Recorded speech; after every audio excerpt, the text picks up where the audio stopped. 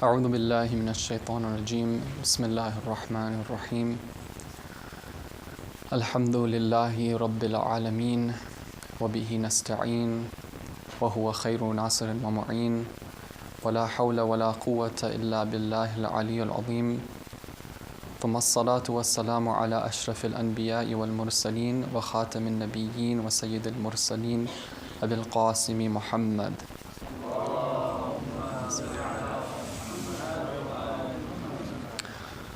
وعلى آل بيته الطيبين الطاهرين المعصومين لا سيما حجة الله في الأرضين.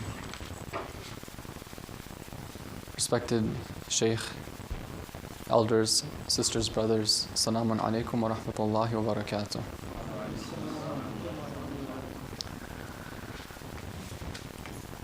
First of all, I'd like to begin by thanking Allah subhanahu wa ta'ala for this opportunity to be here with my dear brothers and sisters in this community.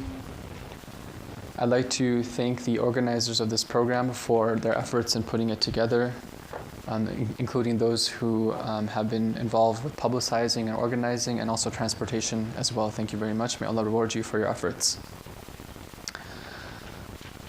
It is a pleasure to be in this community. This is a community that is well known in other parts of the world.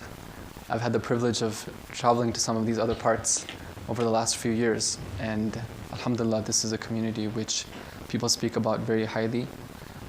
So I'd like to acknowledge the efforts of all those who sincerely put forth their time and their dedication to make this place what it is, and I pray for your continued success and your continued elevation.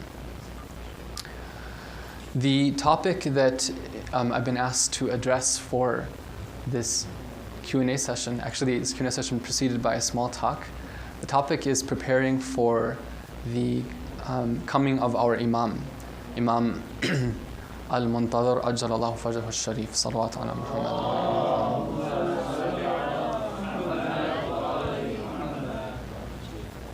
And I'd like to first begin by acknowledging that this topic is actually very good and very useful. We are coming from the month of Ramadan, and this was an enormous blessing from Allah subhanahu wa ta'ala that we were all given. And inshallah, we pray that our efforts during that month were accepted, and the result of all that fasting, all that worship, and all that reading Quran and feeding the poor and feeding the hungry and giving charity, that all of it is not just hunger and thirst, but there's something else that we gained as well. Now, the question always comes up after the month of Ramadan, that why is it that we have this great feeling in the month of Ramadan, but then soon afterwards, 1 week passes by, 2 weeks pass by, then we see ourselves slowly slipping back into the old mold, the way things were before.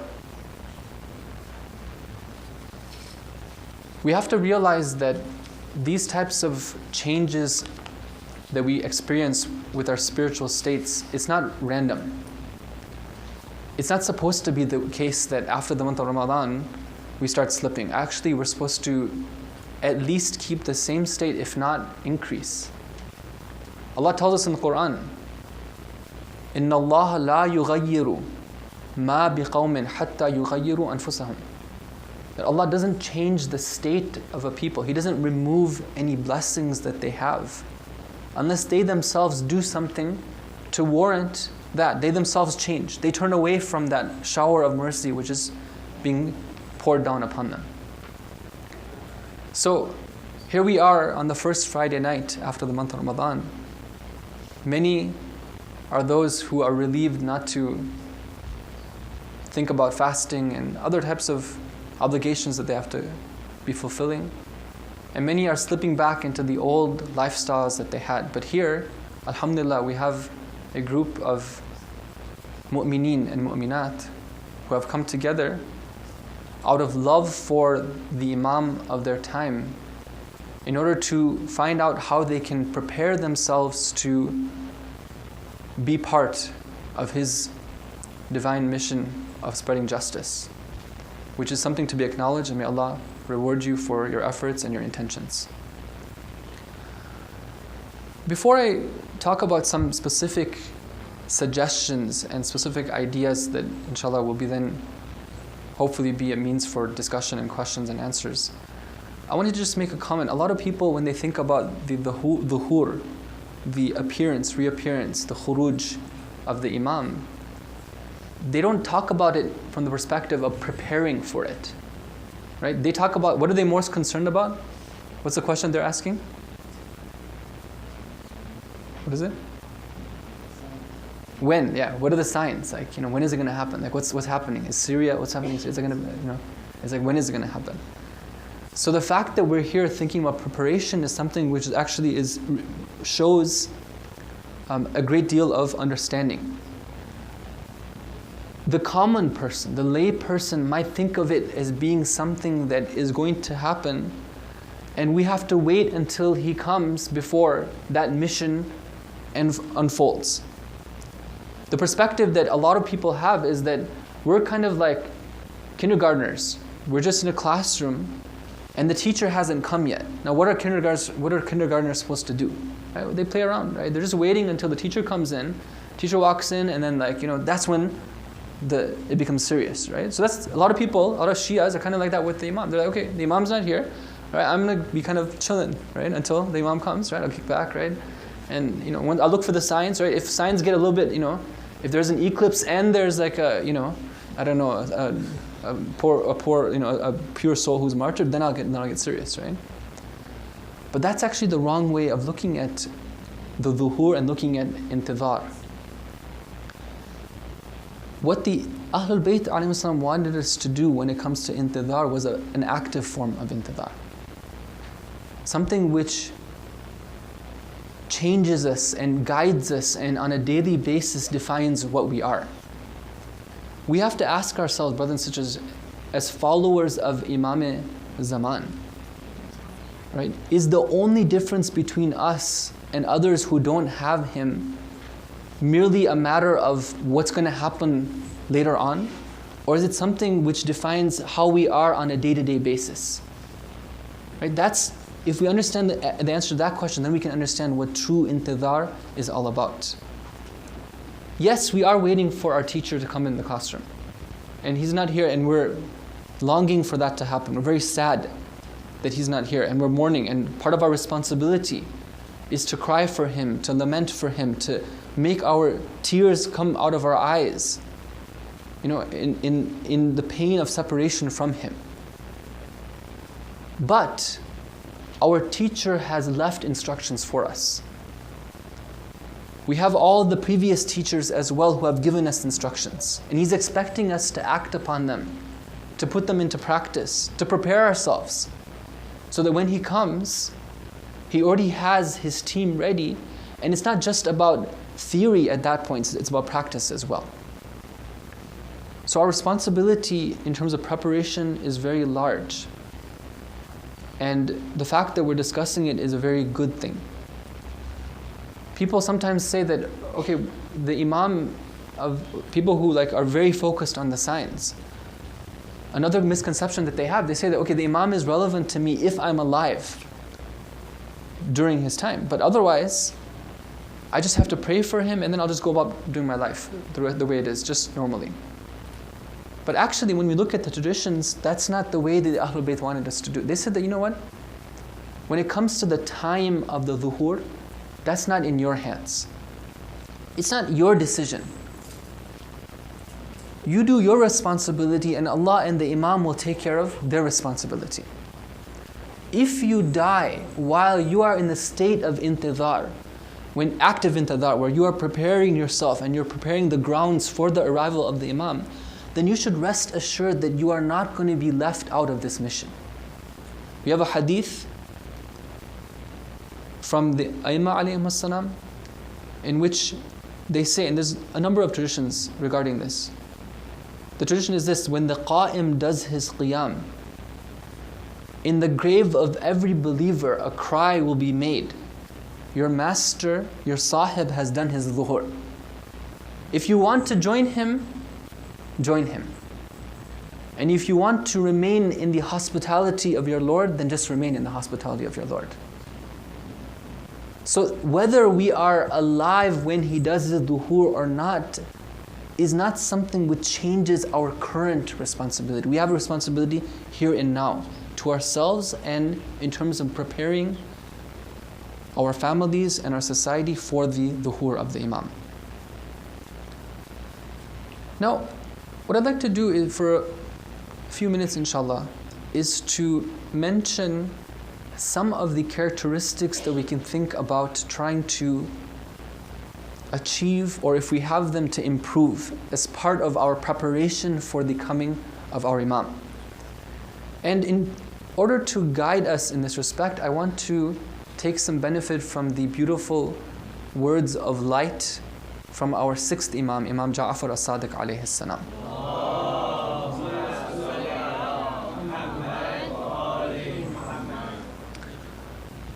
In a hadith which is reported in the Amali of Shaykh as-Saduq, as well as other sources, one of the companions of Imam as-Sadiq alayhi salam asks him about a very special companion, a very special companion of the Prophet and Imam Ali alayhi salam, somebody who was beloved to the Ahlul Bayt, to Sayyidah Fatimah az-Zahra, and to all the Imams after Imam Ali as well. And the reason why I want to choose this particular companion to talk about is because he's somebody who figures very prominently. We're told that when, according to some traditions, when the 313 are being formed, they won't all come from people who are alive at that time. There will be some who will be resurrected and do raj'ah for this purpose. In one tradition, this is from Shaykh al-Mufid in Kitab al-Irshad, he reports from the sixth Imam, he says that when the Qa'im does his khuruj alayhi salam, there will be 27 people who will be resurrected from Kufa. 15 of them will be from the time of Nabi Musa alayhi salam. And then 7 of them will be the Ashab Kahf. Along with them, there will be Yusha ibn Nun. Yusha was the disciple of Nabi Musa alayhi salam. And among them will be Salman al-Farisi. And then he mentions a few others as well, like Miqdad and Malik al-Ashtar. It's this companion that I want to speak about, Salman al-Farisi. Because he's somebody that we know represents what is a good companion. A companion that is worthy of being with the Ahlul Bayt. So if we can try to strive to emulate some of his characteristics, then it's hopeful that we would also be counted among the companions of our Imam as well. In this tradition, reported from Imam Sadiq alayhi salam, one of his companions named Mansur asks him, he says that, "Oh Imam," he says, "Ma akthara, ma asma'u minka sayyidi dhikra Salman al-Farisi." He says that, how often I hear you mentioning the name of Salman al-Farisi. So one interesting point that we get from this is that the Imams would sometimes mention to their companions examples of people who were not even ma'asum, meaning that they weren't from the ma'asumin. They were people who were at one point ordinary people, in the sense that they didn't come from, families of noble lineage linked to prophets. In fact, in the case of Salman, he was somebody who came from a non-Muslim land, a land which was filled with shirk. In the case of Salman, he was somebody who was a revert to Islam. But the Imam alayhi salam would use them as examples as well. Let it not be said that the only examples we have are prophets and imams, and somebody would complain and say that, well, they were ma'asum, so they're not examples for me. Even though they are examples for us as well too. They didn't reach where they did just because, no, they themselves proved their worth. But they also would mention examples of non-ma'asum as well too. And because of these characteristics, the fact that he's coming from a non-Muslim society, the fact that he's a revert, Many of us, if we're not reverts, many of us have undergone a period in our lives where we had a type of reversion or conversion. We came back to the faith. So I believe that he is somebody who's very inspiring to us. It's very interesting. Imam Sadiq alayhi salam was living about 100 years after Salman al-Farisi, 100 years. But despite 100 years passing, he's still frequently mentioning the example of somebody who lived back then. It shows us that this was an important figure. He asks him, he says, how frequently you mention Salman al-Farisi? Imam Sadiq alayhi salam responds, he says, La taqul Salman al-Farisi. Don't say Salman al-Farisi. Walakin qul Salman al-Muhammadi. Sallallahu alayhi wa alayhi.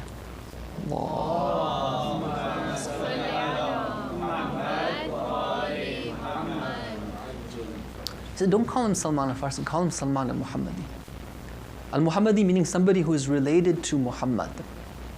Why is it that he says this?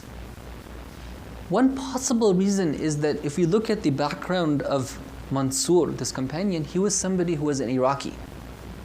It's possible that when he's saying Salman al-Farisi, he's saying it with a bit of prejudice, a bit of cultural superiority. He's like, why are you mentioning this Salman who was, after all, he was from Fars?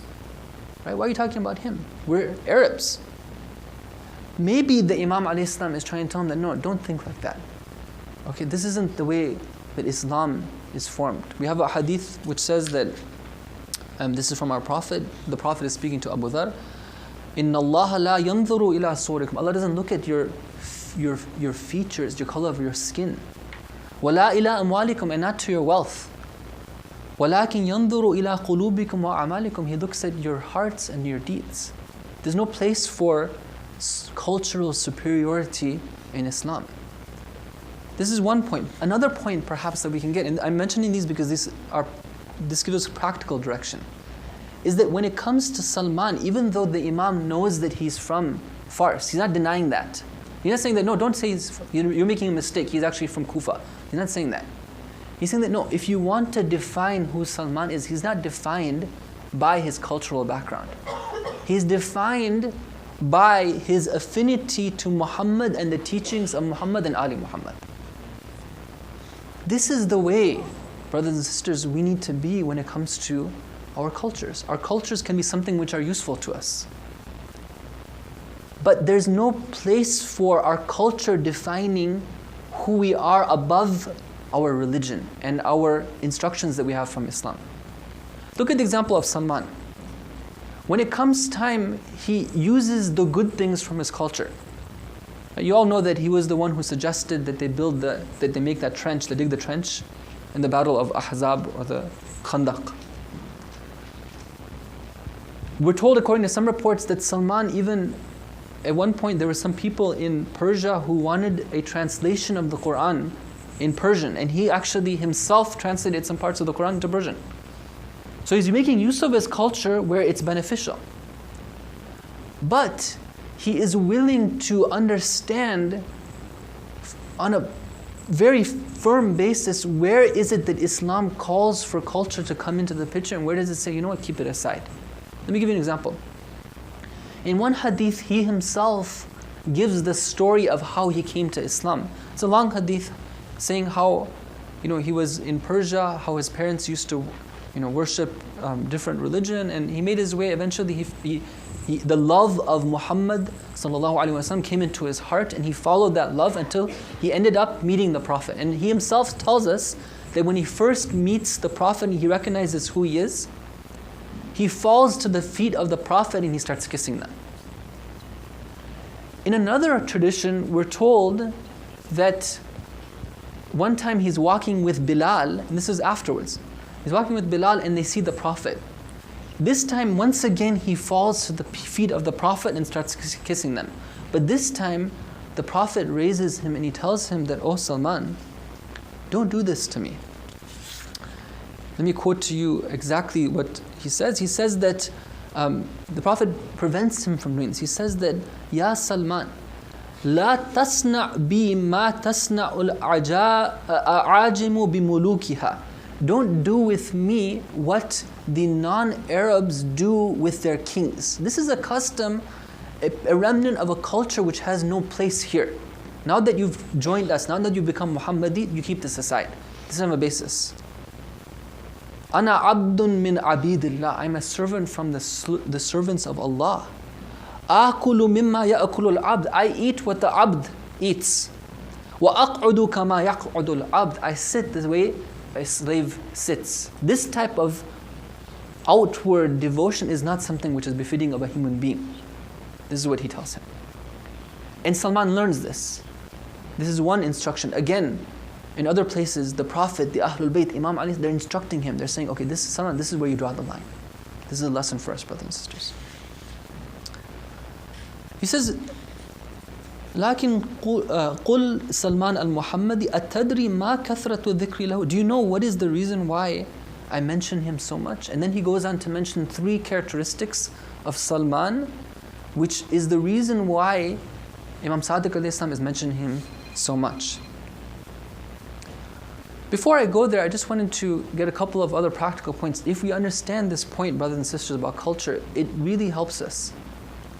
I, as a believer, need to understand what is it that Islam, the Islam of the Prophet Muhammad and the Ahlul Bayt is calling me to do versus what is it that my culture is calling me to do. Whether it be my cultural background, as in the background of maybe if I come from an immigrant background, or the culture, the Western society that I live in. Let me give you an example. Marriage. There's a lot that culture has to say about when somebody should get married. In some cultures, until somebody gets a PhD, they're nothing. They're like dirt. Okay, you can never even think about getting married until you get a PhD. All right. In some cultures, until you have a 6-figure income, you're just not even on the list for consideration. At least in some cultures, at least you're not on the A list. Okay, you're not there. All right. In some cultures, if your older brother or sister is not married, there's no way you can even think about getting married. In some cultures, if you're a Sayyid, you're not getting married to anybody but a Sayyid, and that's it. Right? In some cultures, right, there's nobody who gets married before they graduate from university. And you can go on, you can continue the picture. You know these cultures. Right? What is it that Islam says? Allah tells us in the Quran, Surah Nur 32, وَأَنْكِحُ الْأَيَامَ مِنْكُمْ. Get married. Marry off those women and the وَالصَّالِحِينَ مِنْ عِبَادِكُمْ and the men وَإِمَائِكُمْ إِنْ يَكُونُوا فُقَرَاء. If they be poor, يُغْنِهِمُ اللَّهُ مِنْ فَضْلِهِ. Allah will enrich them out of His bounty. وَاللَّهُ وَاسِعٌ عَلِيمٌ. Allah doesn't have any lack. Right? This is a promise from God after all. He's wasi'. And He's alim as well. He knows what He's talking about. Right? This is a simple example. Brothers and sisters, you can apply it in a lot of different things. The way I raise my kids, the way I interact with my spouse, the way I interact with my kids, the way I run my centers, the way I structure my constitutions. Where is the role of culture and where is the role of Islam? The first characteristic that he mentioned 3 characteristics. He says because of 3 reasons. Number 1, he says that ihdaha, this is Imam Sadiq, he's saying إِثَارُهُ هَوَى أَمِيرِ الْمُؤْمِنِينَ عَلَيْهِ السَّلَامُ عَلَى هَوَى نَفْسِهِ. That he used to prefer the desire of Amirul Mu'mineen over his own desire. This is one characteristic that he had. We're told in a hadith that Salman was somebody that whenever he used to be frequently with Imam Ali alayhi salam, but whenever he would walk with him, it would be the case that people would only see one set of footprints, not 2. One time Imam Ali salam, he saw Salman, he said that I see you when you're walking, you take a special effort to put your footprints exactly where I put my footprints. Why? So Salman tells him that, oh Imam, I want to follow you exactly the way, I want to do exactly what you do. The Imam alayhi salam says, the gist of it is this, that he says that this is the way our Shias have to be. That even when it comes to the footstep that we take, they take the same footstep. This is the way that Salman, this is one of the characteristics that he has. What is this hawa, brothers and sisters? Hawa, literally it means something which is low. Low low inclinations, low desires. Right? The Imam al-Islam is saying that Salman is somebody who didn't submit and follow his low desires. He had control on them. He used to regulate them with his aql. And his aql was, he tied that with the desire of Amirul Mu'mineen. It's a very high statement. This is very important, brothers and sisters, that if we want to be those who are preparing for the Imam, we have to look at ourselves and the level of commitment to our deen. Some time back, I was researching the ahadith regarding the time of the ghaibah. And during that time, I came across, very interestingly, in one set of ahadith I was reviewing, there was 3 cases from 3 different imams, Imam Ali, Imam as-Sadiq, and I believe Imam al-Hadi alayhi salam, where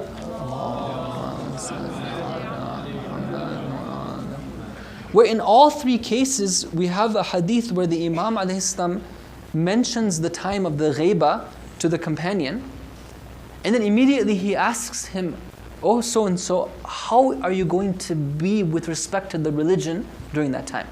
What is your state going to be at that time?" This was the concern that the Imams had. What is your practice of the religion going to be?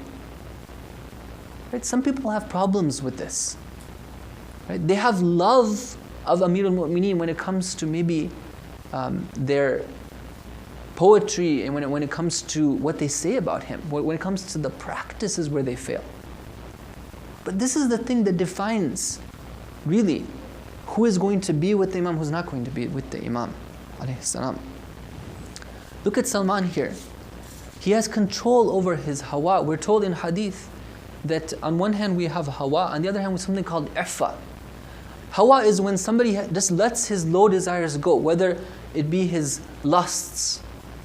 There's no control over what he looks at, right? No control over what he gazes at, no control over whom he interacts with, no control over what he eats.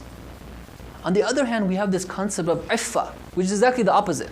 Iffa is where somebody has control over their lower desires, right? The idea of chastity, that when it comes to what I do, I have control over myself. I watch my gaze. I limit my interactions with the opposite gender to what's necessary. I control my batn and my faraj in hadith, meaning that my stomach as well too. I have control over these things. Right? Somebody who has control over themselves. This is something which is very important, brothers and sisters, that we have to be submitting to the religion in all aspects. There's no room for a partial submission. No, it's a matter of submission of the hawa to the desires of the Ahlul Bayt alayhim wassalam. There's no room for this type of approach where, you know what, just give me this basic formula of just these few wajibat that I have to do, and once in a while, it's okay if I slip, and then, okay, I'm fine, because I have tawbah, I have these things to rely on. No, we have tawbah, right? Yes, we are called, that what's important is the wajibat and staying away from what's haram. But the companions of the Imam aren't just going for they're not just towing the red line. No, they're trying to go a little bit beyond that as well too. Right? Trying to find out, okay, what is the way that Allah wants me to be? In a full package way. There's no room for cutting out part of Islam. I'm going to be a Muslim when it comes to my personal ibadah, but when it comes to the social sphere, I'm not going to be involved. I'm going to be Muslim when it comes to my personal ibadah, but when it comes to what Islam says about politics, I'm not going to be involved. No, that's not the approach we can take. The second characteristic that the Imam mentions in the hadith, he says that حُبُّهُ لِلْفُقَرَاءِ وَإِخْتِيَارُهُ إِيَّاهُمْ عَلَى أَهْلِ الثِّرْوَةِ وَالْعَدَدِ. Salman al-Farisi al-Muhammadi was somebody who used to love the poor, and he would choose them over the rich and over those who were great in numbers. At that time, remember that there was pride taken in a tribe having lots of people in them. Salman didn't have anything to do with that type of thing. No, he didn't care about that type of a standard. He had a different standard for what it was when it comes to whom to interact with. Salman was somebody who cared about other people, who had concern for others, especially those who are oppressed. The fuqara are people who are oppressed economically. There's a reason why there are fuqara. It's not supposed to be the case that we have fuqara in the society. It's supposed to be the case that in a perfect society, those who have are taking care of those who don't have. Salman was somebody who cared about this. If we want to be like Salman, we have to care about this. We have to care about the idea of social justice. Not only do we have to care about justice and want justice, we have to understand why injustice is there as well. Right? If I'm one of these ignorant people who just is content with once in a while giving charity, but not being concerned about why there is poverty and injustice and disparity, then this is an opportunity for me to educate myself and find out why and see what I can do to contribute towards that justice. But not in a way that I lose my own imbalance and I do injustice to myself. We have this concept in the Quran that one of the worst things that somebody can do is to do injustice to themselves. وَلَكِنْ ظَلَمُوا أَنفُسَهُمْ وَلَكِنْ أَنفُسَهُمْ يَظْلِمُونَ in other expressions. What does that mean to do injustice to ourselves? After all, brothers and sisters, we came into this world. It's not that Allah wants something of us. Right? He doesn't need us. Everything is fadl. Everything is a bounty and grace and opportunity for us. If we willfully don't dispose of these blessings in the way that Allah wants us to, then we are committing injustice towards ourselves and it will be a cause of regret in the hereafter. Yes, we can help others, but we shouldn't be willing to throw ourselves into the fire of hell to save other people from it. The third quality that Imam Sadiq mentions in this hadith is hubbuhul ilma wal ulama. The third characteristic of Salman al-Farsi, which makes the Imam mention him so much, is his love of knowledge and his love of the people of knowledge. This is something which is very important, brothers and sisters. We have to have a love for learning. It's one thing to be somebody who learns. We're open to the fact that, okay, we're going to learn and be educated. But another thing to have that love and cultivate that love for learning. For a lot of us, the barrier that's holding us back from gaining that knowledge and wanting that love for that knowledge is a false perception that we already have it. Because if you already have something, you're like, okay, well, I already got it. Why should I want to have this desire and this keen interest in getting more? Right? So one thing that we need to ask ourselves is, wait a minute, is it the case that we really have it? Because there are some things, even if we've mastered, let's say, all the practical laws. I've memorized the practical law. You ask me any fiqh question, I'll answer. Let's say, okay, let's say we got that down. There's some type of knowledge, brothers and sisters, that's not book knowledge. Allah subhanahu wa ta'ala tells us in the Quran that there's certain knowledge that the Prophet has to teach us after we've been purified. وَيُعَلِّمُكُم مَا لَمْ تَكُونُوا تَعْلَمُونَ. There's certain type of knowledge that the Prophet is going to teach you that you weren't able to even learn before you went through this process of purification. Purification, what do I need to do in order to be purified? What is that knowledge? What can I do in order to, on a regular basis, be growing my spirituality? It shouldn't be the case that I always have these ebbs and waves and peaks and ebbs and peaks. No. As a believer, I'm supposed to be always gaining and gaining and gaining until I reach the level of shuhud. We've come into this world and the purpose is to attain shuhud. Shuhud meaning we witness with the eyes of our heart the reality, the haqq of Allah. If we're not on the path of shuhud, then we have to ask, what do we need to do in order to get there? Right? That's ilm. That's something that I would love to learn. Wouldn't I love to learn how to achieve the purpose for why God created me? And one of the signs of ilm, brothers and sisters, is that it comes with khushu'. It comes with humility. Another barrier that prevents us from having love of ilm is that sometimes when we gain it, instead of gaining khushu', we actually go the opposite way. We gain arrogance. And we start to think that we actually know a lot and others don't know. These days you go to the internet and you see how some people who are adept with technology, how they get their knowledge. It's very interesting.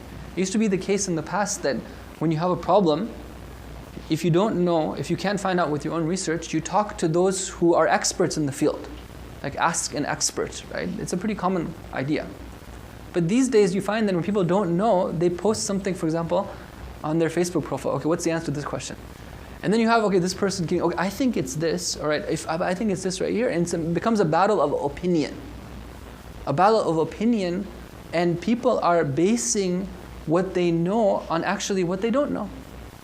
Right? They're learning the law of God from a source of imperfect and impure knowledge.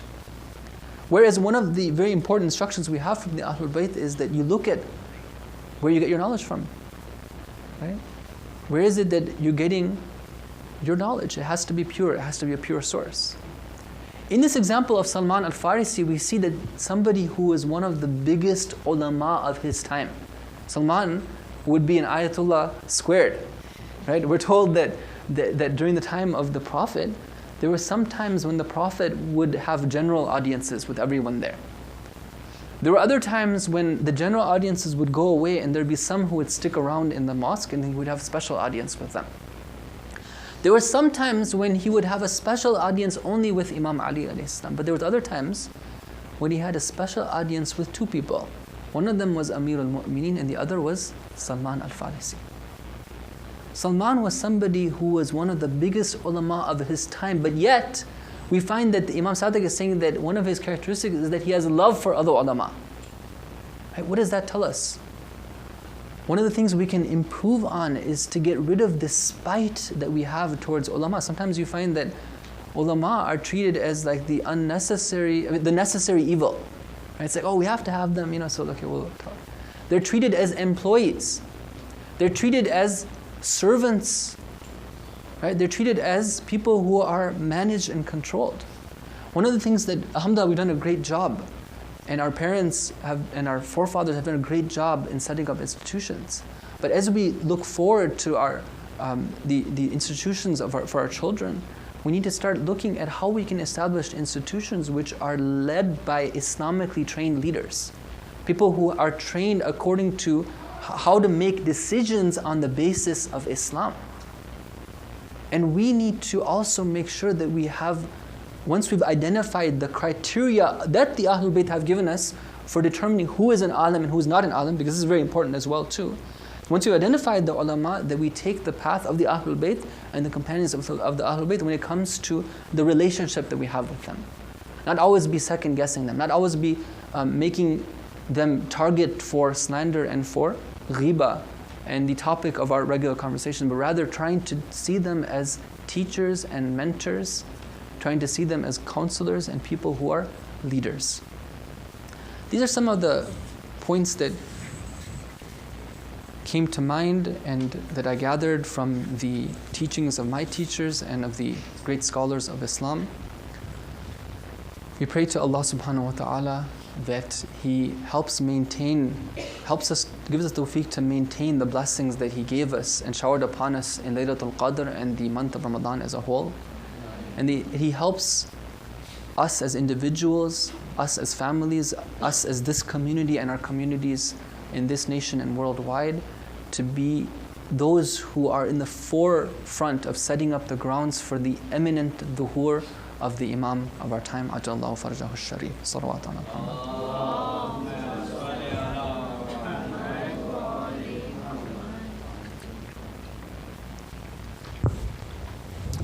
If there's any comments or questions, there's mics in both the men's and ladies, so if you're interested in asking a question or making a comment, please just use a mic first. Thank you.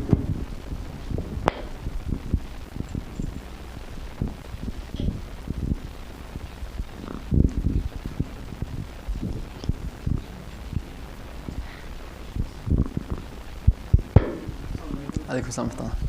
Just had a question.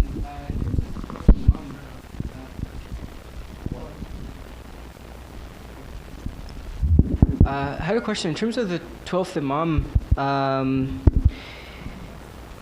Is he in this world only in a spiritual sense until he makes his appearance, or is he actually a physical body in this world helping that we just aren't able to recognize? It's the latter.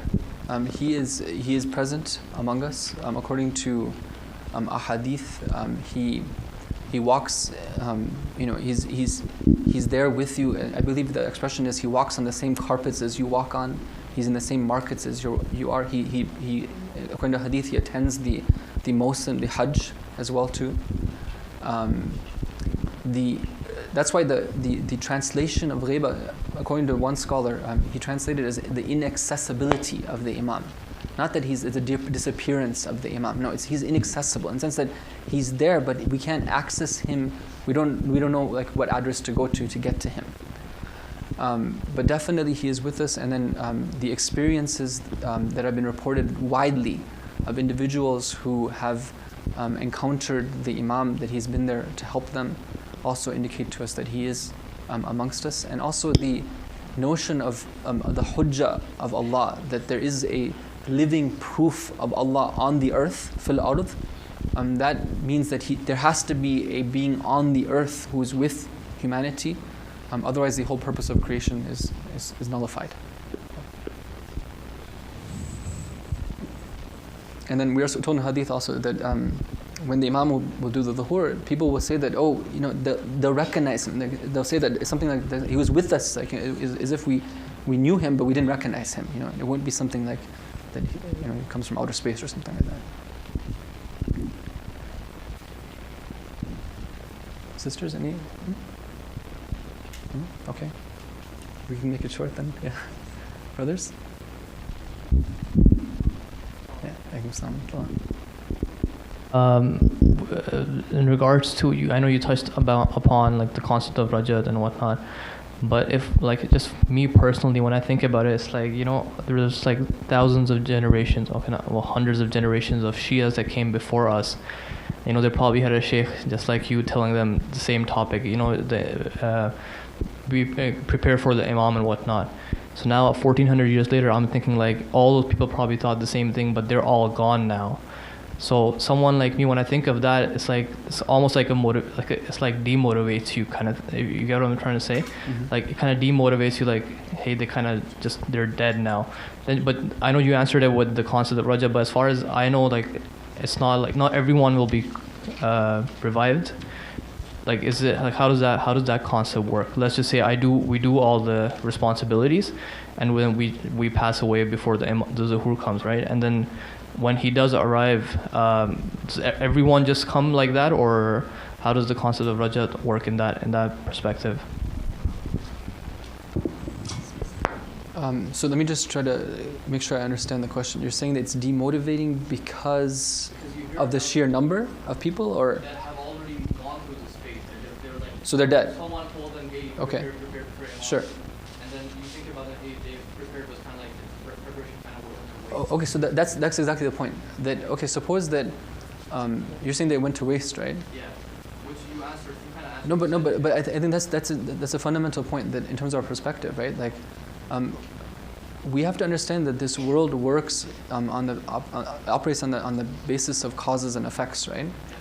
Sometimes you can set something into motion that you don't see the fruits of that action until like many generations down, right? But you're the one who set it into place, right? So you are just as part of that as the person who's there 7 generations. In fact, you're more responsible for it than that person 7 generations down, right? Suppose you're the one who does something monumental in terms of preserving and increasing the faith of the Shia. But it took a long while before that actually reached fruition, right? So, the example of our Prophet, sallallahu alaihi wa alihi, right? Did we achieve that perfect global society during his time? No. But he set into motion the process that would eventually lead to that, right? But then his time in the earth, expired. So I, as an individual, need to be looking and saying, okay, what is my responsibility with regards to intidhar and preparing the grounds when it comes to myself, my family, and my society for the Imam? And I have to do my responsibilities towards that. The weight of that, the measure of that is something which is in the hands of God. He's looking at the sincerity and the intention and the ikhlas behind our actions. how best we make of the capabilities that He gives to us. And we shouldn't dismay whether we be old or whether we be young. The important thing is that I have to be trying my best at every moment. Okay? And according to the hadith that I quoted, right, it will be the choice of the believers, right? People who die, and they are true believers, meaning that a true believer is one who doesn't just content themselves with kind of like, okay, let me just do my wajibat and kick back. No, they're striving to implement justice, right? They're working. Whatever best, maybe the best they can do is within their family, right? But they're doing the best they can do. Those believers will be given the option, right? And then there'll be those who will be among the elite, right? There'll be those who will be among the secondary rank, and there'll be those who will be a general part. But the point is that they will be part of that mission as well too. So I think there's no need to dismay. There's a lot of hope actually that into that. I wouldn't imagine what kind of picture would we have of Islam and of the future if we didn't have the Imam, right? And we didn't have this concept. Right? Yes, sister. What specifically can the youth, both as a community and individually, do to prepare for the Imam? Okay, well, it's a very general question. It's a good question. That's sort of like the question for this presentation as a whole, right? I mean, but maybe if you're asking just about the youth, okay, what can the youth do? Do you mean like youth as in like a youth individual, or the youth as in youth committee? Sister? I think both. Both, okay. All right, so youth as individuals, okay, so first of all, like, you know, a young person is somebody who's very beloved in the eyes of Allah, and a youth, somebody who's young and is able to overcome the challenges of the dunya, these temptations of the dunya that are pulling at every sense that they have, whether it be their ears, whether it be their eyes, whatever it is, it's pulling at them. If they're able to resist that, then they have a lot of value in the eyes of Allah subhanahu wa ta'ala, a lot of value in the eyes of the Imam. And that itself is a great act of being those who practice their wajibat, stay away from those things which are haram, learning about their religion. We're told in hadith from the Imams that one of the Imams says that if I were to come across a young person, a youth from my Shi'as who is not engaging in deep study of the religion, then I would, in one hadith, I would whip him. I would whip him if he's not engaged in deep study of the religion. Right? So what are we doing in terms of increasing our knowledge? Right? Have we learned our ahkam? Do we understand what our responsibilities are? For example, sometimes we think that, okay, we got it down, right? But we don't realize that it's not just about like my rules of shakiyat and namaz or something, which is important, okay? Let me give you an example, right? Like one of the lines that you'll find in the Risalas is that when it comes to believers, it's haram to make fun of them, it's haram to put them down, it's haram to criticize them in a negative way, it's haram to use foul language, right? It's haram to do ghiba. Now, what is ghiba? When is it the ghiba is allowed and when is the ghiba is not allowed? These type of details, right? We need to learn things at a deep level so we understand, what is it that's valid and what's not valid, right? And above and beyond that as well, too, let's be those people who are studying Arabic, learning the Arabic language so that we can better appreciate the Quran and better appreciate the ahadith. Once we don't have to learn the Arabic language as a whole, just the level of Arabic which is necessary in order to understand Quran and du'as, right? And we work with that. It will really help us a lot in terms of coming closer to Allah and the Ahlul Bayt alayhim salam. Let's be people who have a program of reading and studying, right? A certain curriculum for ourselves that we've gotten from the scholars, even if we've graduated from our Sunday schools, right? Let's be people who are regularly following like lectures and lecture series and classes and these types of things, right? And then in terms of like activities, right, we have to have a concern for others as well. Look at one of the characteristics of Salman al-Farsi is that he cares about other people, right? The Shias are those who, part of Shiism is having a sense of brotherhood and sisterhood with other mu'mineen and mu'minat. And this is very important, right? If I see that there are others who are not as keen or enthusiastic about the religion. Maybe they're not as practicing as I am. I should never ever look down upon them. But rather, to the extent that I can, I should help them by befriending them and showing them with my actions what Shiism and what Islam actually gives me. Right? And impress upon them in that way. And once in a while, mention things as well too, a few inspirational points, and inshallah they will come in. I should try to reach out to them. I should try to organize programs for them, bring them to the mosque, bring them for Salatul Jama'ah. If I want to go out, for example, want to go out to eat at a halal restaurant, let's meet for Salatul Jama'ah and then let's go out. Right? This is the type of practices which really make a difference, right? You might ask, what's the difference, right? We'll just meet after prayers, right? It makes a huge difference, right? You start out on the right foot, you'll see what kind of difference of an impact it makes in the actual gathering that you have itself. But the important thing is to be active, brothers, not to retreat into our own shells. Right? With the population that you have here of Muslims and mu'mineen, the amount of young enthusiasm and passion, there should be a lot of activity going on. This should be one of the hubs of education and of activism in the Shia Western world. It should be. If it's not, then we need to figure out what we need to do in order to get there.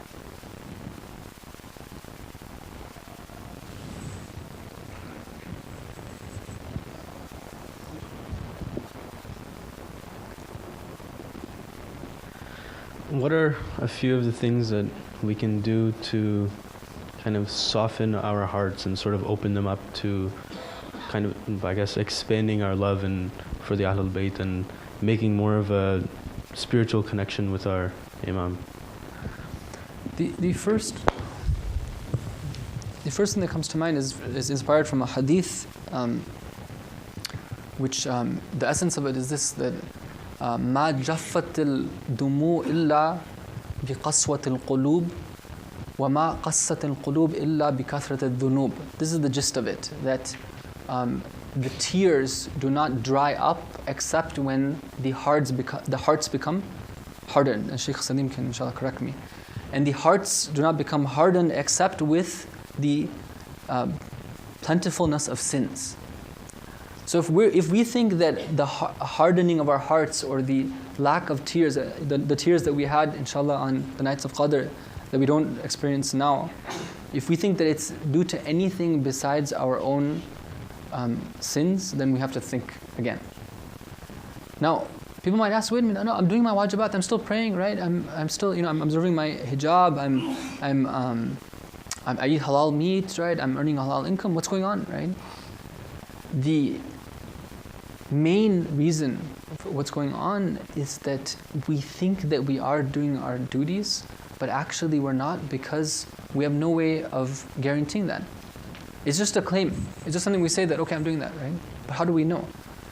And one of the beautiful things that we have from the Ahlul Bayt, within the teaching of the Ahlul Bayt, is the mechanism by which we can guarantee that we actually are doing our duty to Allah. And that's the practice of muraqabah and muhasabah. The act of being aware of what we do as we go about doing it during our day, alert and aware, self-awareness, keeping ourselves in check, being watchful. Muraqabah comes from the word raqabah, which means neck. As if we have another neck watching over ourselves as we go about our daily actions, whether we're talking to somebody or whether we're going somewhere, whether we're eating, whatever we're doing. And muhasabah, meaning at the end of every day we spend a bit of time just going and reviewing our actions and making sure that what we're claiming is also actually in line with what we're doing. What we're doing is actually in line with what we're claiming that we're doing. So this is very important, that we have to watch our sins. The second thing is that we have to have a small program of mustahabbat as well too, in order to keep that spiritual connection alive. And this is something, what's emphasized is that it should be regular, not just on Thursday nights, not just like on the weekends, not just when I feel like it, not just when things are going well and not when things aren't going well, not just when I manage to get a bedtime and not have a bed. No, regularly, I have a regular connection with the Quran, a regular connection with the ziyarat, with the tawassul, with the du'as, with the extra prayers, with giving charity. Right? These are things which are very necessary. It's very good to consult with the experts on that and get some advice for how we can structure that program. It should be small but manageable and regularly maintainable. Another thing that we can do is we can make sure that we regularly receive maw'idah. Maw'idah is that type of advice that hits our heart. Sometimes you hear something and you're like, okay, that was interesting, right? Sometimes you hear something and like, it wakes you up, it jolts your heart, and sometimes tears come to your eyes, right? And you feel like inspired, right? We have to get that. If we don't hear that regularly, it's tough. Like one of the things that we really enjoy back in Qom is the opportunity to get regular maw'idah. And sometimes you come out of these like classes given by these teachers who speak from their hearts and it hits your heart.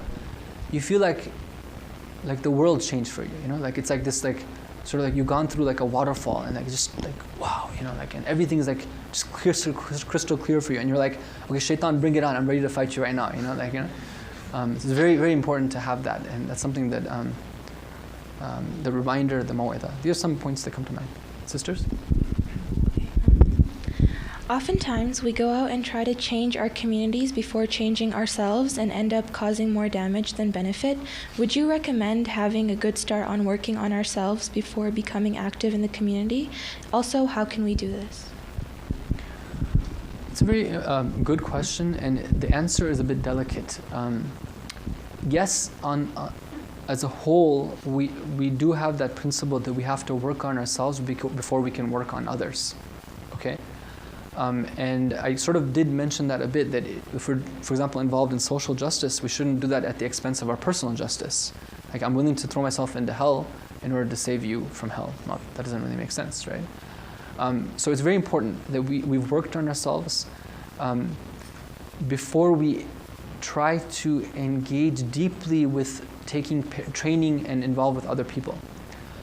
But at the same time, part of working on ourselves means that we have to become people who are taklif oriented. Taklif means responsibility. Okay? Responsibility oriented. I'm looking to see, okay, oh Allah, what is my responsibility at this given time? We know that we have some responsibility towards like worship and these type of things, right? But we also, and like to our bodies, for example, we also have responsibility towards other people as well, right? So part of our responsibility is worrying about other people. So to say that, no, I'm not going to worry about other people, I'm going to worry about myself, well, how can you worry about yourself except by worrying about your responsibility, part of which encompasses other people? Sometimes it's wajib on me to do amr bil ma'ruf nahy anil munkar. So am I going to wait until I've trained myself, I've become like an arif or something before I do amr bil ma'ruf? No, it's wajib on you, brother and sister. Stand up right now and do what you have to do. Amr bil ma'ruf nahy anil munkar. Sometimes it's wajib on me to teach other people because I have knowledge and other people don't have it. And it's something that's wajib for them to learn. And I'm the one who has to offer, so I have to teach it, right?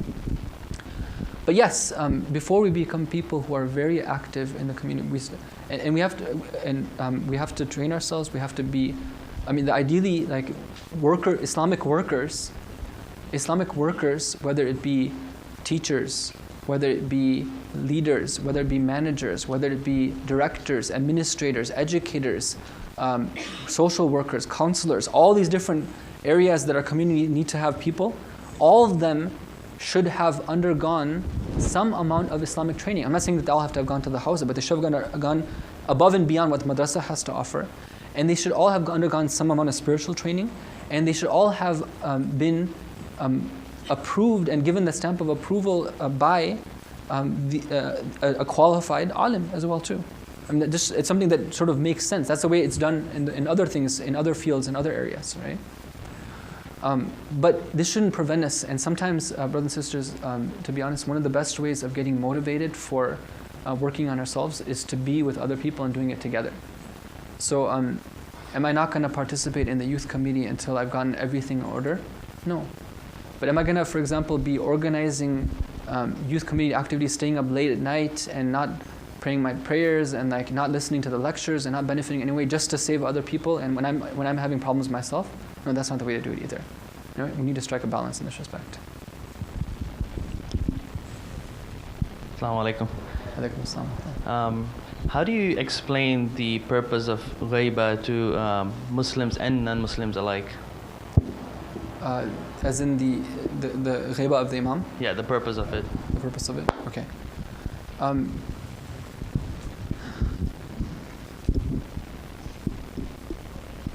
The true purpose, like the true reason for why the ghaiba has taken place is something which is known only to Allah. Okay, so we shouldn't sort of assume for ourselves a level of knowledge where we can say, oh, God did this because of this, right? And that's something that applies in other fields as well too, right? We'd be very careful before we speak on behalf of God. Oh, I'm God's spokesperson. Wait, who are you? Like, you're just a servant of God, right? But there are some of the wisdom behind the ghaiba is apparent to us because of the Quran, the ahadith, and also when we think about the matter as well too, through our aql as well too. So we can talk about that, like what are some of the wisdoms behind it, some of the philosophy behind it. So some of these reasons that are mentioned are that it's a test, okay? It is a test for the believers, right? Part of a way of perfecting their faith, giving true value to their deeds. We're told in one hadith that I was reading in Al-Kafi that the value of even the prayer that we recite in the ghaiba is much more than the value of the prayer we recite at the time of dhuhr. Because we're doing it with iman. I mean, when you have that living model of the imam with you, then it's something which is, it just takes it, it's so much easier to do things like prayer, right? So this is something which is very good for building our faith.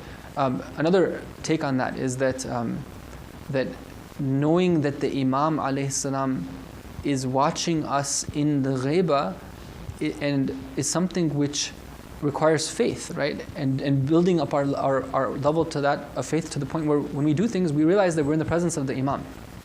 Right? If the Imam is watching us right now, would we really do this thing that we're doing? Right? Would we really be treating our family this way? Would we really be talking to our mother or father in this way if we knew the Imam was looking at us right now? Right? So there is a lot in terms of developing one's faith in a test, right? Another perspective of why the Imam is for his safety, right? That the Imams, progressively the lives of the Imams was in more and more danger, and the situation was becoming more and more difficult for them. They were being poisoned or martyred in different ways.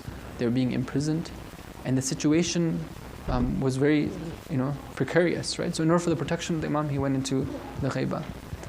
Another is related to the philosophy of Islam as a whole. Islam came to not just establish a just kingdom in Medina at the time of the Prophet, but to establish worldwide justice, and that requires people who want the justice of God and a leader as well too from God, and that leader is the Imam of the time, and so he's being preserved so that he can take on that very important role.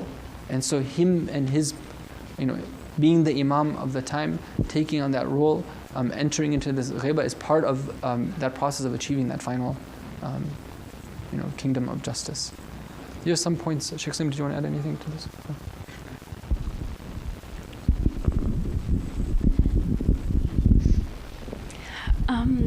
A couple of days ago, I guess I read a hadith which was along the lines of, in the absence, it was a hadith of our Imam who was telling one of his companions something along the lines of, in the absence of the Imam of your time, stay as close to the ground as possible, or do not move your arms and legs, and do not associate with anyone until he comes.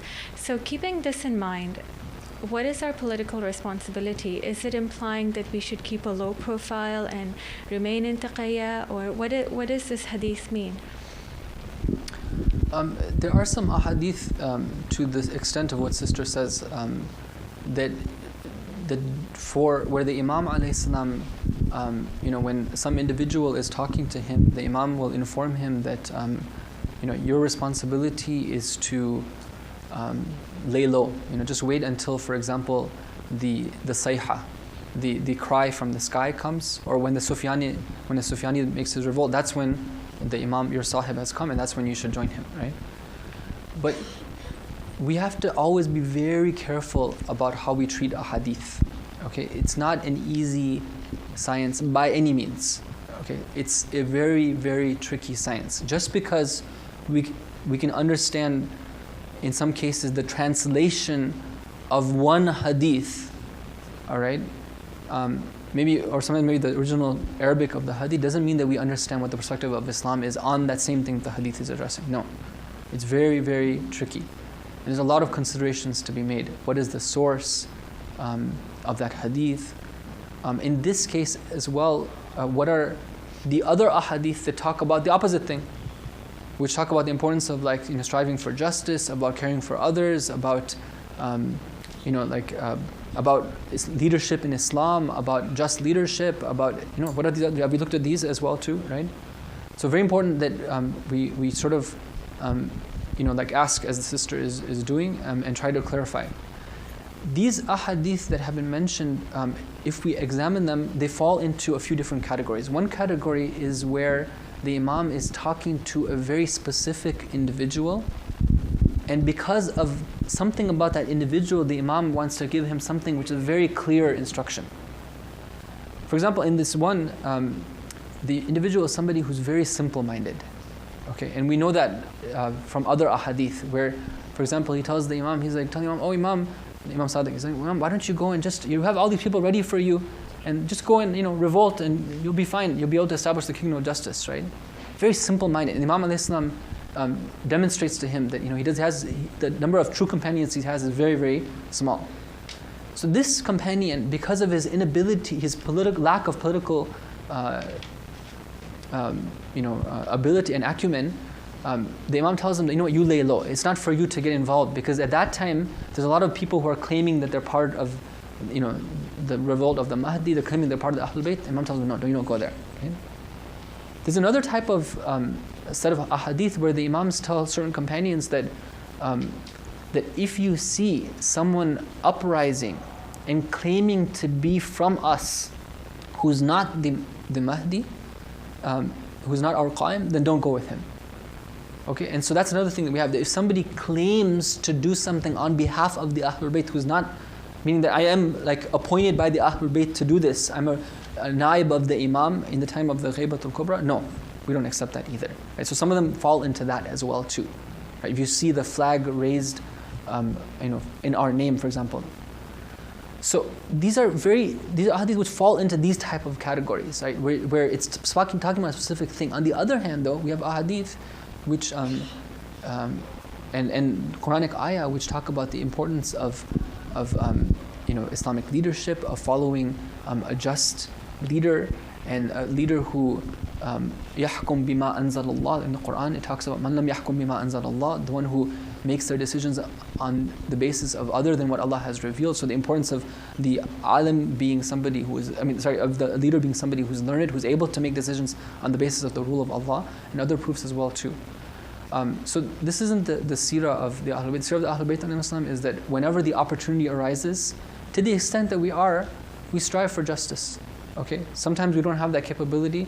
It would lead to, if we were to do something, it would lead to greater destruction. Then we enter the mode of taqiyya, and we limit ourselves to other spheres where we can be active. Right? We have to study the lives of the Imams. We see that whenever that opportunity arose, they would, and the grounds were they would do something, and they were always working against injustice. It's just that the implementation of that found different forms at different times.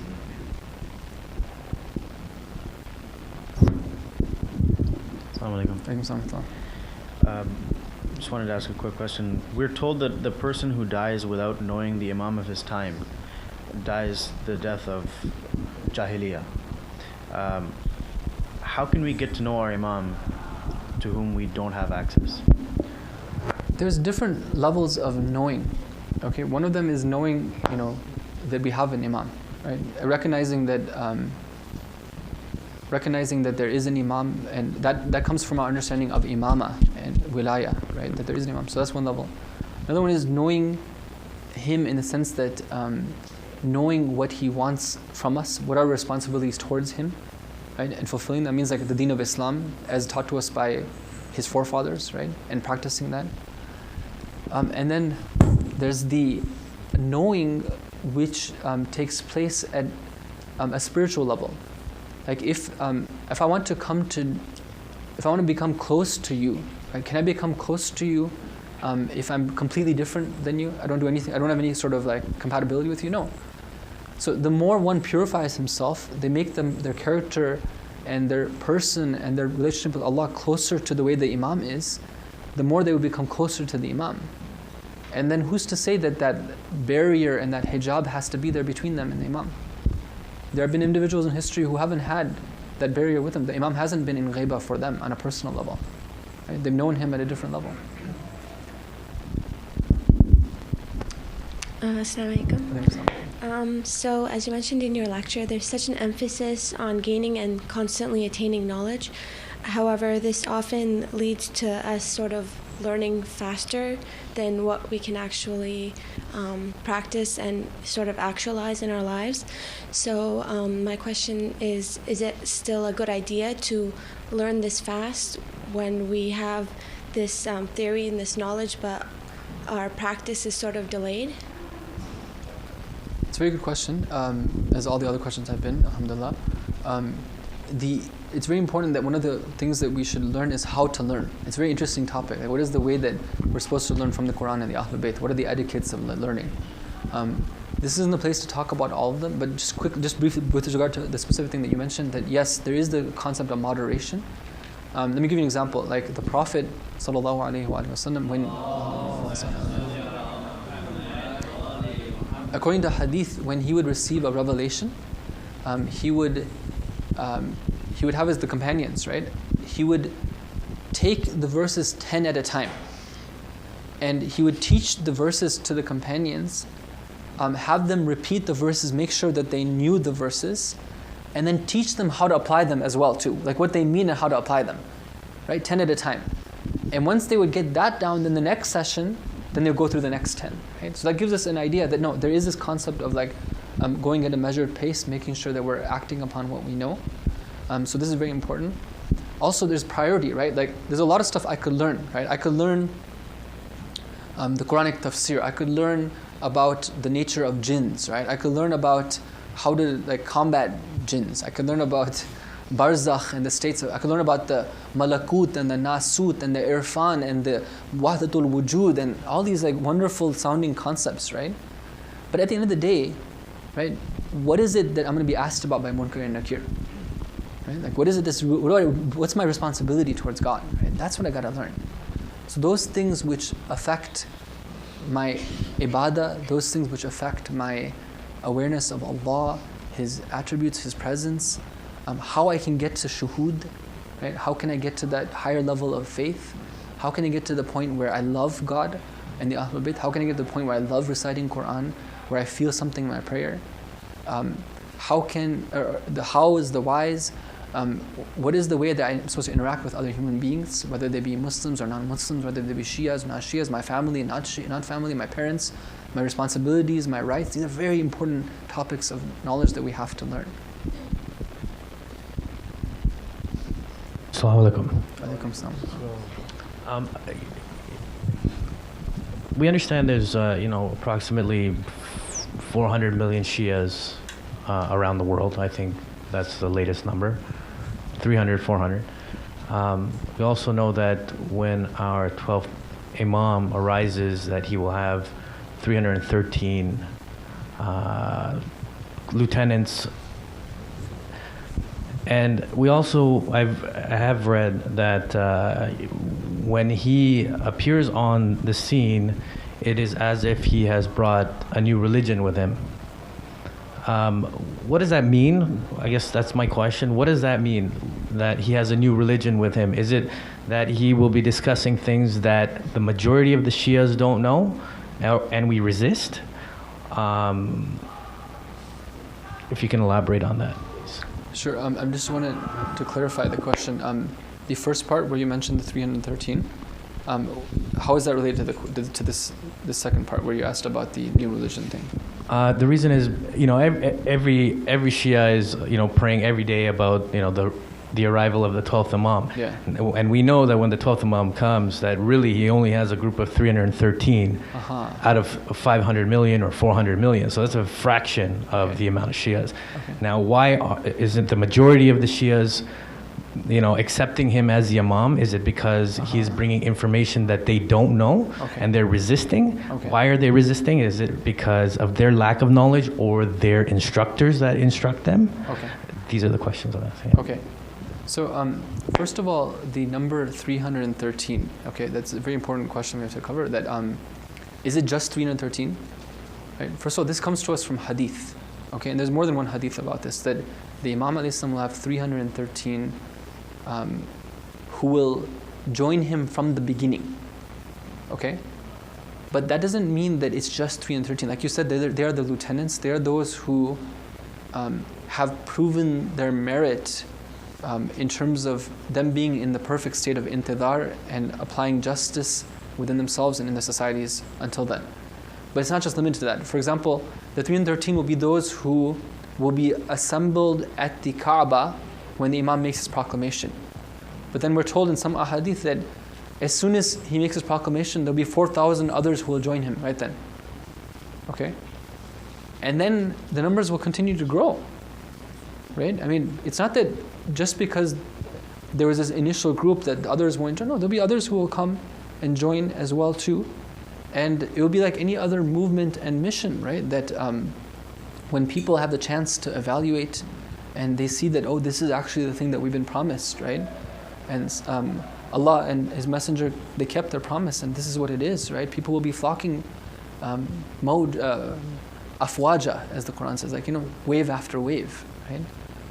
So, no, there's nothing to say that there will be such a fraction of people. And the people, when the Imam al-Islam, even though he will be making use of some miraculous means, but the way that he'll be spreading the message, the primary way will be through appealing to people's aql and talking to them on the basis of reason, right? And pointing out how, all the systems and faiths that you're following, other than, those who have followed the true Islam, that all of this hasn't taken you nowhere, right? There's only one solution for salvation and success.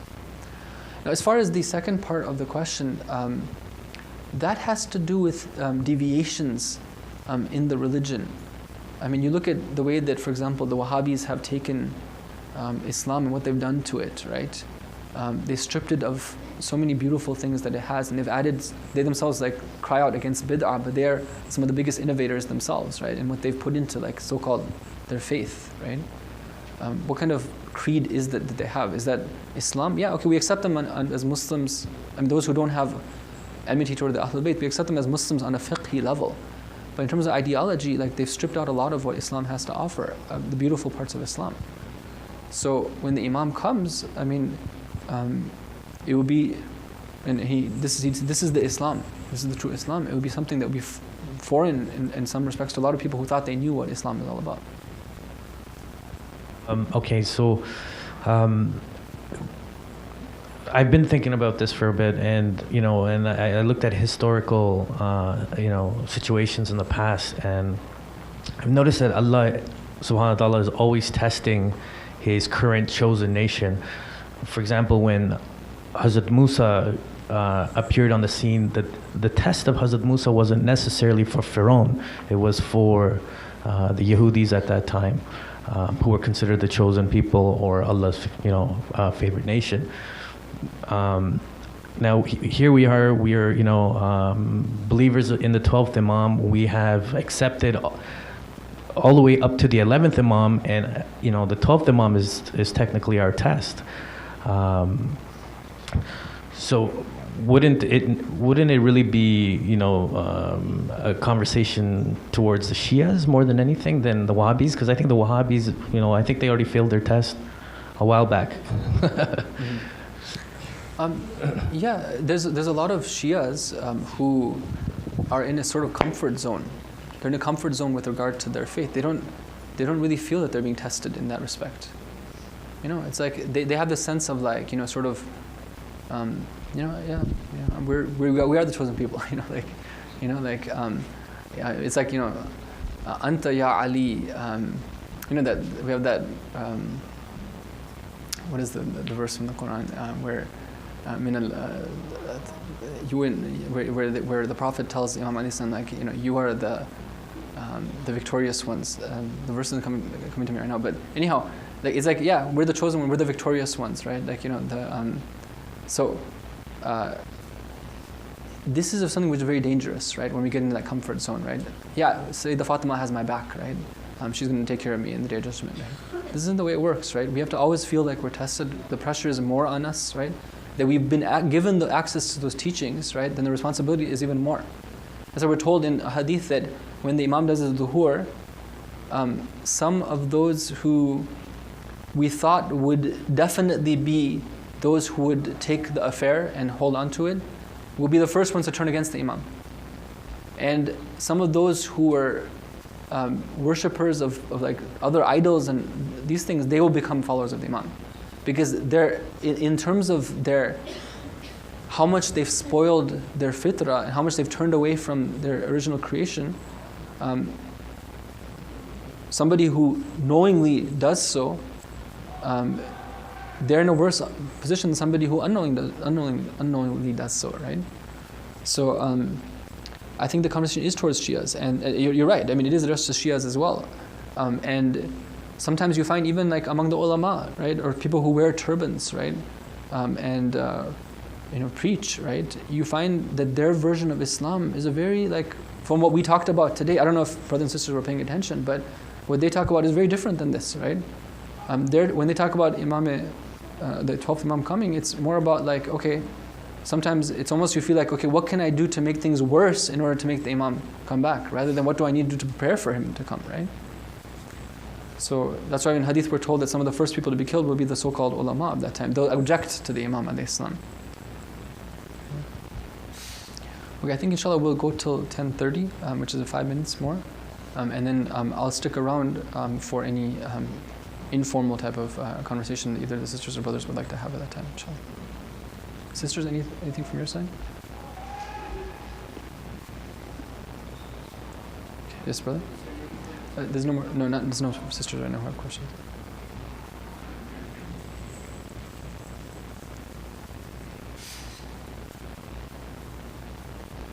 I had one question that I've been thinking about for a while. You know how there's many different worlds that God has created, not just ours, but there's many worlds that maybe He's created. And what I was wondering is, because a while ago I asked Maulana if they have guidance the way we have guidance, and he said that in every world that God created, He gave them guidance and He let them know that He is their Lord. So what I was wondering is, the spirits of the Masumeen, I was wondering if He uses those, them, and puts them in every world that He creates to be their messengers or imams. I was wondering if that's what He does, or if maybe they'll have something totally different. It just seems that based on the importance that He speaks of them in the Quran, it looks like maybe they would be the messengers for all the worlds that He created, and maybe just get put into the bodies of whatever they look like in those worlds. You know what I mean? Mm-hmm, mm-hmm. Yeah, this is an area where at least I haven't seen like too much clear sort of instruction and information about and clarity about what goes on in those other worlds. There is mention of those other worlds in some hadith.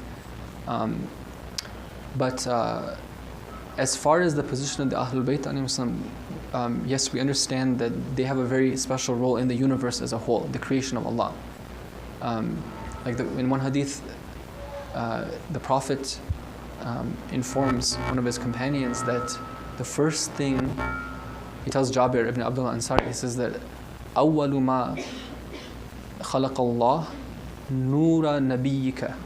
The first thing that Allah created was the light of your Prophet, meaning the light of the Prophet Muhammad. And then from that light He created everything else. And from this and other traditions, what we understand is that aside from like the physical being that we see of the Imam alayhi salam walking from one place to the other, they also have something what they call in the term they use is like a position of light, like maqam nuri, like a metaphysical position in the universe. Okay, where in that form it's not a form which is limited by their body. It's a position of their soul, right? It's a level, elevated status of their soul, where in that position they are mirrors of the perfection of Allah. Okay, and those attributes of Allah, that they are the manifestation of Allah being knowledgeable and the one who governs affairs and is in charge of things. So to that extent, we do know. Now, as far as the particulars of how that comes about when it comes to those worlds and everything like that, one can speculate and say things perhaps along the lines of what you said. But I don't wish to speculate. I just want to leave it at that right now. Like that's sort of where the level of my knowledge regarding it. Okay, any last question? Yes, sister? One and then two, inshallah, one up then, yeah. I guess I've been watching too much TV. So I've seen these shows like Mukhtar-Nama and Sargashti, and they constantly depict people who were lovers of the Ahlul Bayt, who loved the Ahlul Bayt, yet they made the wrong decisions.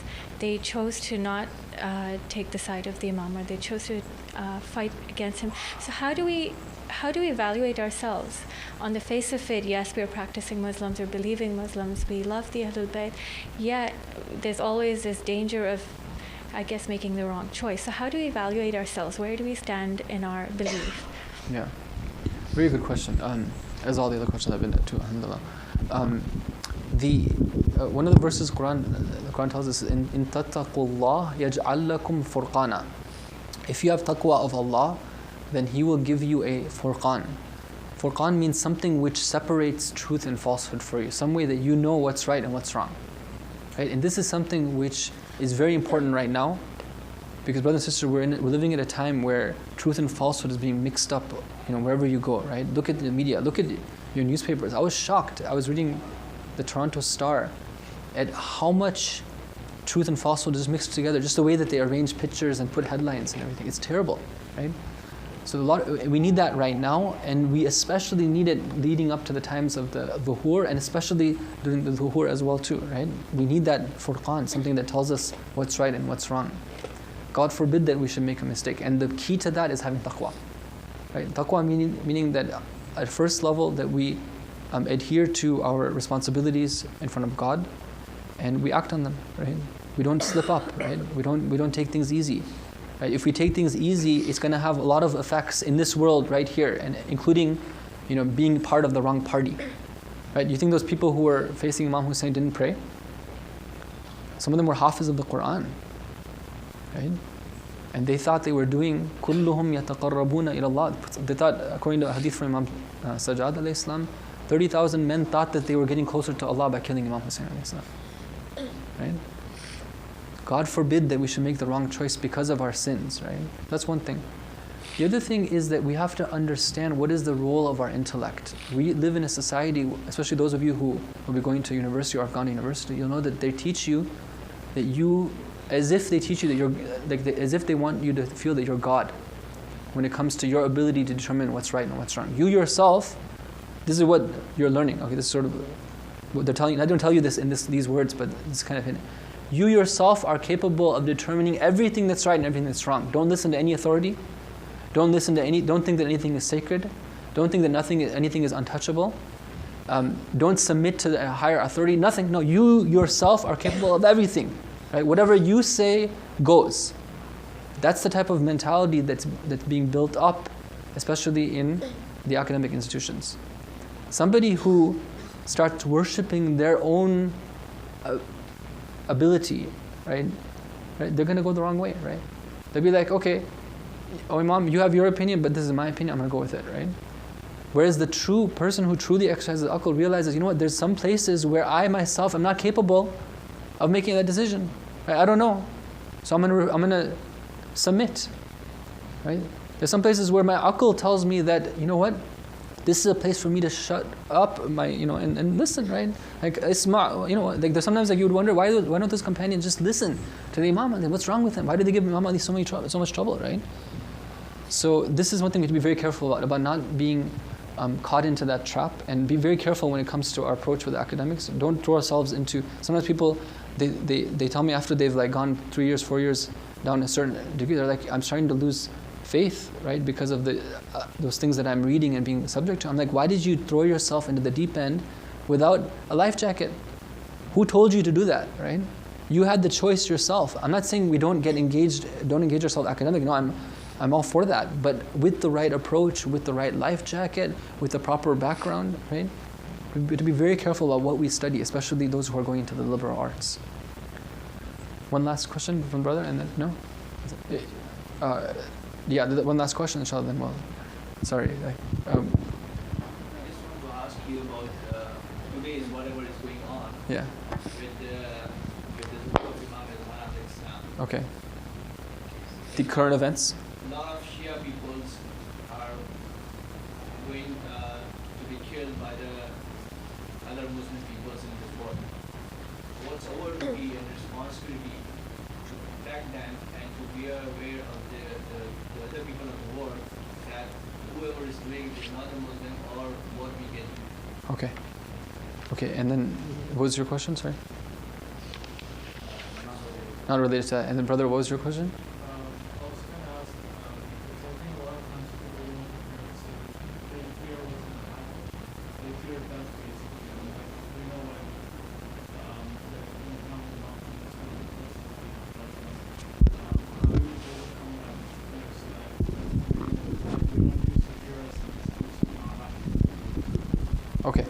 Okay, so then inshallah we're going to take those two with your permission. We won't take yours, and then we're just going to end then inshallah.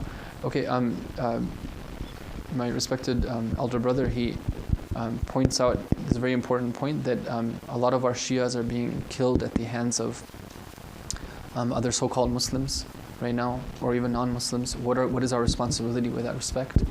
Our responsibility is that we don't accept injustice anywhere, right? We have to speak out against it. We have to do what we can to combat that. But we have to do so in an intelligent way, and in a way that doesn't harm ourselves. You know what I mean? So with every sort of step that we take, we should do so with consultation, with being informed about the position of Islam, and with the help of the ulama on that issue. Sometimes whenever anything happens, we need to talk about it, we need to understand the event, we need to help the people who are being affected, we need to see if we can catch the criminals, do what we can to help those who are combating that. But we shouldn't forget what is the root of all this. And what is the root cause of all, what is the most, the strongest symbol of oppression in the world right now. If we see that, in Pakistan, for example, our Shia brothers are being killed, we shouldn't think that it's not related to Israel and what's happening to Muslims in Israel. Right? It's one of the same thing, and this example of Israel is something which is very prominent, and it's a terrible example of oppression that we have in the world today. So we shouldn't get caught into that sort of thing that, we're only going to speak out about Shia causes, not speak out about Muslim causes. No, it's one and the same thing, and we have to understand everything has priority and everything has responsibility, and we need to do things in a coordinated sort of way. As far as that point the brother brings up, there's a lot to look forward to with the Dhuhr of the Imam, a lot. And after all, we as believers should be longing for the hereafter, right? The hereafter is the time for وَالْآخِرَةُ خَيْرٌ وَأَبْقَى. Right? This is what the akhirah is about. It's about, it's incomparable in terms of what it has to offer to the troubles and struggles of this world. Right? So we're longing that. We should be looking forward to that, this kingdom of justice and of pure abundance, and the earth delivering what it was supposed to deliver, and justice and access to the Imam, being able to see him and learn our pure faith from him, and so many good things that will happen at that time as well too. If there is fear, then there's fear of the unknown, I think. The more we educate ourselves about this by reading books like the one that Sheikh Salim has mentioned, and other resources as well too, inshallah we can overcome that, and inshallah we can be among those who earnestly pray for the Dhuhr of the Imam. We'll end now, but first of all, let me ask your forgiveness if there's anything that I've done to offend anyone, and inshallah we'll end with praying for the Imam alayhi salam with dua, one of the du'as of Faraj.